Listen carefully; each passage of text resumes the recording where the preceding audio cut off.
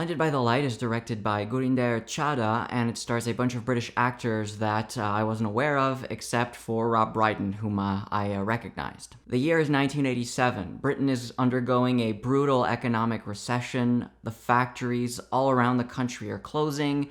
Thatcher's ultra-conservative government is reigning supreme, and the neo-Nazis of the National Front are proudly parading in the streets. Our main character Javed has one obsession, and that's to leave his hometown of Luton. In his free time, he writes poems and lyrics to songs, but he really doesn't discuss his passion with his father, who's kind of the archetypal, prototypical immigrant father. Malik has left Pakistan so that his children could have a better life.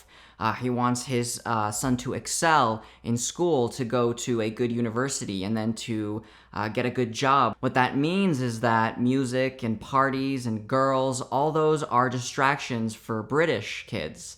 But when you're Pakistani, you have to work really, really, really hard. Now, Javed doesn't really see eye to eye with his father's ambitions, although he follows him pretty blindly. A, because that allows him to avoid conflicts that he's just going to lose, and because he's also smart enough to realize that if he does excel in school and go to a good university, that's his ticket out of Luton. But that is discounting an encounter that he is about to make, an encounter with a musician, with an artist, that takes place during a thunderstorm, as if literally struck by lightning. And this encounter is with Bruce Springsteen.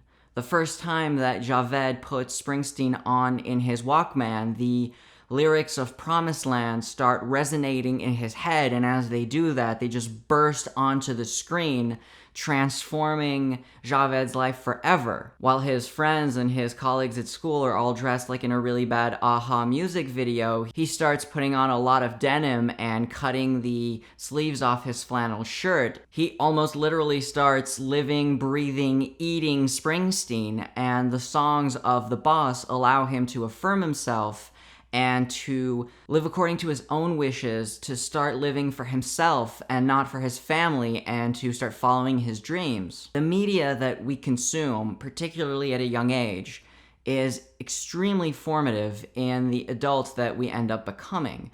This is also why things like propaganda is so powerful, and why corporations spend so much money trying to market things to kids. Art allows us to make sense of the world, and it brings us closer together by realizing the sort of universality of the human experience. If you think about it, nothing should be linking these two characters, one who is a young British boy living in Luton who is of Pakistani origin, with this musician who is from a completely different country, a completely different origin, and a completely different generation, and yet it would appear to Javed as if these songs have been written directly for him. The overall merit of Blinded by the Light is to try and film this fusion that takes place between an artist and his fan, and especially in the way somebody receives the art, the way that that can absolutely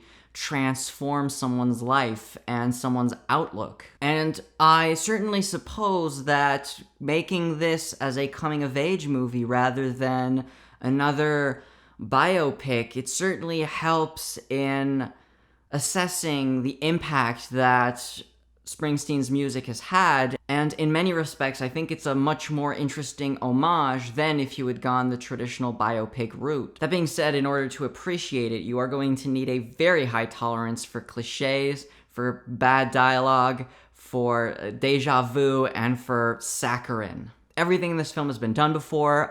You're really not going to be surprised by anything. Except maybe this surreal scene that is this like declaration of love to the American dream, which is very, very strange to set things up for you. We're going into the last act, and Javed, through his writing, has won a contest, and he's given the opportunity to go to New Jersey and see the boss's hometown. So Malik, his father, obviously he's already not that thrilled about the fact that his son is listening to haram music, is I think how he describes it, but he outright refuses for his son to go to the US under the pretense that the United States are this cesspool of drugs and gang violence. To which Javed replies that the United States is this amazing and beautiful place, full of goodness and humanism, that everything that's wrong with England is sort of made better in the United States, that the fact that he's Pakistani is not a problem, contrary to England, where there are skinheads and neo-Nazis running amok. That nobody in the US knows what a Muslim or a Pakistani is. I get that this film is set in 1987, so before W's administration and the complete demonization of everything that is Islam. But in 2019, to see a film where a young Muslim kid is expressing the virtues and the tolerance of the US, in particular towards Muslims, it's kind of extremely naive, and to be fair, the entirety of the film is naive from start to finish, so much so that it actually becomes endearing.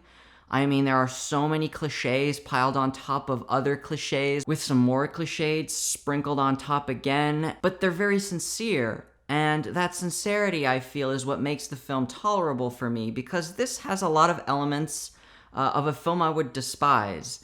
And the film has numerous faults, but despite that, it's so generous that you can't help but feel the passion and the drive that the director and everyone involved had in telling this true story. The film just has a lot of niceness, enough so that the sort of feel-good factor overtakes the irritation and the aggravation that I felt at this been there, done that, overwrought, overly saccharine story that's not excessively well put together and with some really clunky dialogue.